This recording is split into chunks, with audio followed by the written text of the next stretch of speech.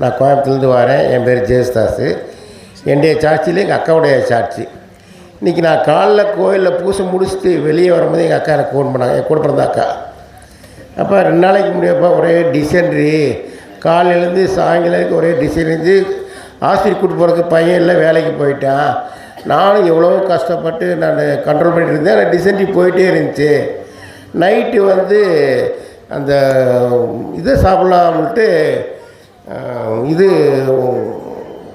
அந்த வகுத்தால் போகிறதுக்கு அதை நிப்பாட்டுறதுக்காக சாப்பிட்லான்ட்டு மருந்து சாப்பிட்லான் இருக்கும்போது குடிக்கும்போது சந்தியாபுர தீர்த்தத்தை பார்த்துட்டாங்க. அதை விட்டு போட்டு சந்தியாபுர தீர்த்தத்தை கொடுத்து, சந்தியாபுரே எனக்கு ஒரே டிசென்ட்ரியாக போயிட்டுருக்கு, நான் உங்கள் தீர்த்தத்தை சாப்பிட்றேன், எனக்கு நல்லபடியாக எனக்கு அந்த டிசென்ட்ரி சரியாயிடணும் சந்தியாபுரே, நான் நன்றி சொல்கிறேன் அப்படின்னாட்ட. அப்புறம் நல்லா காலையில் எழுந்திரிச்சு பார்த்துருக்காங்க. அந்த வத்தால பார்த்தலாம் நின்றுச்சு. இன்றைக்கி காலையில் அப்பா நீ கோயிலுக்கு போகலையே வியாழக்கிழமை, நன்றி மன்றாட்டை எழுதி வச்சிரு அப்படின்னாங்க. நன்றி எல்லாம் அங்கே பெட்டியில் இல்லை, சாட்சியோட சொல்லணும், நீ வாரியா நான் போகிறேன்னு. இல்லைப்பா நான் முன்ன நீ சாட்சி சொல்லிடுங்க அப்படின்னாங்க. அதனால் எங்கள் அக்காவுக்கு நல்லபடியாக வகுத்த போக்க நல்லபடியாக செஞ்சதுக்காக கோடான கோடி நன்றி. 2வது எங்கள் உறவினருக்கு தாராவட்டில் வந்திருக்காங்க, சாட்சி சொல்ல வந்திருக்காங்க. ரத்தினபுரியிலேருந்து எங்கள் உறவு வந்திருக்காங்க, அவங்களும் சாட்சி சொல்லுவாங்க. தேங்க்யூ ஜீசஸ், மரியே வாழ்க, அல்லேலூயா. என் பேர் தாமஸ், நான் தாராவூர்லேருந்து வந்திருக்கிறேங்க. எனக்கு சொந்தமான இடத்த விற்கணும் முயற்சி எடுத்தோம். அது ரொம்ப பிரச்சனையாகிட்டு அடுத்தடுத்து பிரச்சனைகளாக தொடர்ந்துட்டு இருந்தது. ஒரு 1 இயருக்கு மேலாக இந்த பிரச்சனை தொடர்ந்துட்டு இருந்தது. அப்போ சந்தியாபுரோடைய கேள்விப்பட்டு இங்கே நாங்கள் ப்ரேயர் பண்ணோம். அடுத்த வாரத்திலேயே புதன்கிழமை ஒருத்தர் ஃபோன் பண்ணி உங்கள் இடத்த பார்த்து பிடிச்சிருக்குது, நாளைக்கு காலையில் வரேனாங்க. அது வியாழக்கிழமை கரெக்டாக காலையில் வந்தார், பார்த்தாங்க. அப்போயே அட்வான்ஸ் கொடுத்துட்டு போயிட்டாங்க. சந்தியாபுரம் கோடான கோடி நன்றி. எனக்கு பேர் வினிதா, நான் குளச்சலிருந்து வரேன். என் வயிற்றில் ஒரு சின்ன கட்டி உண்டு. நான் 6 மாதமாக மருந்து எடுத்தேன். கட்டி அந்த மருந்துக்கு ஏற்ற அளவுக்கு அந்த கட்டி கூடவும் இல்லை குறையும் இல்லை. ஆனால் டாக்டர் சொல்லுவாங்க, இது அவசரப்படாண்டா, அந்த கட்டி நம்ம குறையுதுன்னு பார்க்கலாம், அப்படி இல்லாட்டா நம்ம சர்ஜரி பண்ணலாம் அப்படின்னு சொல்லுவாங்க. ஆனால் நான் 6 மாதம் மருந்து எடுத்து எனக்கு எந்த ஒரு இதுவும் இல்லை. ஆனால் நல்லா வலிக்கும். வந்தால் மாத்திரை சாப்பிட்டாலும் வலிக்குள்ள மாத்திரை சாப்பிட்டாலும் எனக்கு அந்த வலி எப்படியுமே ஒரு 10 நாளுக்கு மேலே எனக்கு இருக்கும். அதுக்கு பிறகு நாங்கள் இனி ஒரு தடவை ஹாஸ்பிட்டலில் போய் சொல்கிறோம். அப்போ டாக்டர் சொன்னாங்க, அப்போ சர்ஜரி பண்ணலாம் அப்படின்னு. அப்போ அதுக்கு முன்னே சொல்லுவாங்க, ஒருவேளை கேன்சர் கட்டியாக இருக்குமோ அப்படின்னு சொல்லுவாங்க. எங்களுக்கு சந்தேகமாக இருக்குது அப்படின்னு. அப்போ நம்ம டெஸ்ட் எடுத்து பார்க்கலாம் அப்படின்னு நாங்கள் சொன்னோம். நீங்கள் இதுக்கு முன்னே அப்படி எதுவும் சொல்லலையே, ஒரு சின்ன கட்டி தானே இருக்கும் அப்படின்னு சொன்னீங்க. அப்படி இல்லை, சந்தேகமாக இருக்குது அப்படின்னு. டெஸ்ட் எடுத்தோம், ரிப்போர்ட்டுக்காக வெயிட் பண்ணேன். லேபில் எல்லோரும் இருந்தாங்க, அமைதியாக தான் இருக்கும். ஆனால் எனக்கு மனசில் ஒரே பதட்டம், தாயே எனக்கு இது கேன்சர் கட்டியாக இருக்கக்கூடாது, எனக்கு ஏதாவது ஒரு சத்தத்தை எனக்கு காதில் கேட்க செய்யும், அப்படியா இருந்தால் எனக்கு இது கேன்சர் கட்டி இல்லை அப்படின்னு சொல்லிட்டு நான் இப்படி தாயிட்ட கேட்டுட்ருக்கேன். ஆனால் நான் அவர்கிட்ட கேட்டு முடிச்ச அப்புறம் இனி ஏதாவது ஒரு சத்தம், ஒன்றில் ஃபோன் ரிங் ஆகுத சத்தம், இல்லாட்ட ஏதாவது ஒரு சத்தம் எனக்கு அப்படியே கேட்டுகிட்டே இருந்தது. ஆனாலும் நம்பிக்கை இல்லை. இனியும் ரிப்போர்ட்டு வார்த வரைக்கும் இருந்தோம், நானும் எனக்கு மாமியாரும். அப்போ ரிப்போர்ட்டு வார்த வரைக்கும் 2 பேருமே ஒழுங்காக இல்லை அந்த லேபில். அதுக்கு பிறகு ரிப்போர்ட் 6 மணிக்கூர் கழிஞ்சு எனக்கு கையில் கிடச்ச பிறகு டாக்டர் சொன்னாங்க, இல்லைம்மா அது சாதா கட்டி தான் அப்படின்னு சொன்னாங்க. கடவுளுக்கு நான் நன்றி சொன்னேன். அதுக்கு பிறகு நம்ம சர்ஜரி பண்ணலாம் அப்படின்னு. அதுக்கப்புறம் சர்ஜரி பண்ணிவிட்டு அதே டாக்டர் சொன்னாங்க, எப்படிம்மா இந்த வலியை நீ எல்லாம் தாங்கிட்டு இருந்த அப்படின்னு சொல்லிட்டு. கட்டி டியூப்பில் சுற்றி இருந்ததுமா, அதனால தான் அது நல்ல வலியாக இருந்தது அப்படின்னு சொன்னாங்க. அதுக்கப்புறம் எனக்கு கொஞ்சம் காசு வர வேண்டியது இருந்தது. ஆனால் நான் யார் காசு தருவேன்னு நினச்சேனோ அந்த ஆளுக்கு எனக்கு தரல. யார் நான் தர மாட்டேன் நான் நினச்சேனோ அந்த ஆளுக்கு தான் எனக்கு காசு தந்தாங்க. இது எனக்கு 2வது சாட்சி.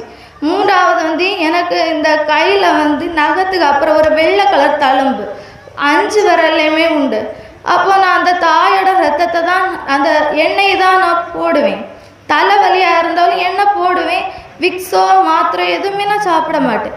ஆனால் அந்த வலி எனக்கு எங்கே போகிறோ தெரியாது. ஒரு 10 நிமிஷம் தான் இருக்கும், அதுக்கப்புறம் அந்த வலியே இருக்காது. அது மாதிரி இந்த எனக்கு சுண்டுலே லேசாக அந்த தழும்பு உண்டு.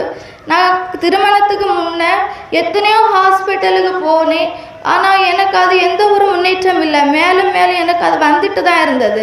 அதுக்கப்புறம் எனக்கு கையிலையும் வர தொடங்கிட்டு. அப்போ நான் அந்த எண்ணெய் தான் போட்டேன். அந்த எண்ணெய் போட்ட பிறகு எனக்கு அந்த தழும்பு எங்கே போச்சோ என்னவோ எனக்கே தெரியாது. எனக்கு எண்ணெய் தீர்ந்து போச்சு. பக்கத்தில் இருந்தவங்க தான் எனக்கு வாங்கி தந்தாங்க, அந்த எண்ணெயும் தீர்ந்து போச்சு. ஆனால் அவருக்கு எண்ணெய் கேப்பை திறந்தா அந்த மூடி வெள்ளை மூடியில் எனக்கு எப்போவுமே அந்த எண்ணெய் இருந்துகிட்டே இருக்கும். அதை தொட்டு தான் நான் போடுவேன். ஆனாலும் நான் இந்த ஆலயத்தில் வரணும்னு நினச்சேன், ஆனால் எனக்கு வர முடியலை. அதுக்கப்புறம் அந்த தீந்த வெள்ளை கலர் தழும்பு மறுபடியும் வந்துட்டுது. நான் தாயே உமக்கு ஆலயத்தில் வராதனாலையா எனக்கு இப்படி ஒரு இது அப்படின்னு சொல்லிட்டு நான் எனக்கு அப்படி ப்ரேயர் பண்ணுவேன். வேலைக்கிழமை தோறும் நான் ப்ரேயர் பண்ணுவேன். அப்போது நான் அதுக்கப்புறம் இனி எண்ணெயை ஒன்றுமே இருக்காது அந்த பாட்டில். ஆனால் எனக்கு விரலுக்கு போடுற அளவுக்கு எண்ணெய் எனக்கு கிடச்சும் எப்படியாவது. நான் அதை தான் போட்டேன். இங்கே வாரதுக்கு முடிவு எடுத்தேன். எனக்கு கையில் உள்ள எல்லா வெள்ளை தழும்பும் போயிட்டது. கடவுளுக்கு நன்றி. சந்தியாகப்பருக்கு கோடான கோடி நன்றி. டி மைக்கேல் பாளையத்துலேருந்து வரேன். இது என் பேரன், இவங்க அப்பா இல்லை. இவனுக்கு 2 வயசுலேருந்து காய்ச்சல் நிற்காமல் வரும். ஒரு வாரத்துக்கு ஒரு முறையாவது காய்ச்சல் வந்துடும். சளி காய்ச்சல்ன்ட்டு ஊசி மருந்து போட்டு இவங்க அப்பா இறந்ததுக்கு அப்புறமா இப்போ 2-3 வருஷமாக இது பண்ணிட்டு, நானும் போகாத கோயிலில் இவங்க அப்பா இறந்ததுக்கப்புறம் தெய்வ நம்பிக்கை கூட எனக்கு இல்லாமல் போயிடுச்சு. இப்போ அதுக்கப்புறம் இங்கே வேளாங்கண்ணிக்கு போகலான்ட்டு கிளம்புனேன். அந்த போன வருஷம் வேளாங்கண்ணிக்கு போகிறதுக்கு அன்னைக்கு காலையில் காய்ச்சல் வந்துடுச்சு. திருப்பி போகிறத நிப்பாட்டிட்டு அப்படியே ஆட்டோ எடுத்துக்கிட்டு மறுநாள் இங்கே தான் கூட்டிகிட்டு வந்து சந்தியாபுரே எனக்கு இருந்த பிள்ளைகளும் போயிடுச்சு. இந்த பையன் ஒருத்தன் தான் இருக்கேன். இப்போ இவனும் இதே மாதிரி காய்ச்சல்லையே இது பண்ணுறானே, மருந்து மாத்திரை அதிகமாக கொடுத்துட்டு 2 வயசுலேருந்து இன்றைக்கி வயசு 9 வயசு ஆகுது. மருந்து மாத்திரையாக கொடுத்து உடம்புல உள்ள ஒரு இருதயம் கிட்னி இதுக்கு போயிருன்னு சொல்கிறாங்களே அப்படின்னு சொல்லிட்டு நீ வந்து கும்பிட்டு போய் அப்புறம் தொண்டை டாக்டரை பார்த்தா ஆப்ரேஷன் பண்ணணும்னு சொன்னாங்க. ஆப்ரேஷன் பண்ணணும்னு சொல்லி போய் இதுங்கும்போது இவங்க ஐயா போகக்கூடாதுன்ட்டார். திருப்பி இங்கே தான் கூட்டிகிட்டு வந்து தொடர்ந்து நான் நம்பிக்கையோடு வந்து இவனை ஒருத்தனையாவது எனக்கு காப்பாற்றி கொடு அப்படின்னு சொல்லி உனக்கு சாட்சி சொல்கிறேன் அப்படின்னு சொல்லி வந்து கும்பிட்டு போனேன். இப்போ நல்லா ஜனவரி 1 ஒரு சித்த வைத்தியத்தில் தான் போய் கடைசியில் போய் பார்த்தேன். ஜனவரி 1 அன்னைக்கு கூட்டிகிட்டு போய் பார்த்து இது பண்ணி கிட்னி ஃபெயிலராக இருக்குது, இறப்பை ஃபெயிலராக இருக்குது, கல்லீரல் ஃபெயிலராக இருக்குது. என்னம்மா நீங்கள் இப்படி வச்சுருக்கிறீங்க, மருந்து மாத்திரையை கொடுத்து இவ்வளோ பிள்ளைய மோசமாக வச்சுருக்கீங்களே அப்படின்ட்டு ரொம்ப திட்டுனாங்க. அதுக்கப்புறம் அவங்களே ஒரு சித்த வைத்தியத்தில் அக்குபஞ்சரு ஊசின்னு போய் இந்த 2-3 மாதம் போட்டோம். இப்போ தொண்டை வலியாக காய்ச்சலாக எதுவுமே இல்லை. இப்போ நல்லா 2 வயசுலேருந்து இருந்த வியாதி சுத்தமாக தீர்ந்து இப்போ நல்லா இருக்கிறேன். கடவுள் சந்தியாகப்பருக்கு கோடியான நன்றி. நான் மாங்கர அம்மாப்பட்டியிலேருந்து வரேன். என் பேர் ஹில்டா மேரி, என் மகன் என் பேர் ஜெபா. சந்தியாகப்பர் என் மகன் மேலே வந்திருக்கிறாரு. வெள்ளிக்கிழமை நைட்டு 11 மணிக்கு படுத்துருந்துருக்கேன். என் தம்பி வீட்டுக்கு நாங்கள் போய் படுத்திருந்தோம்.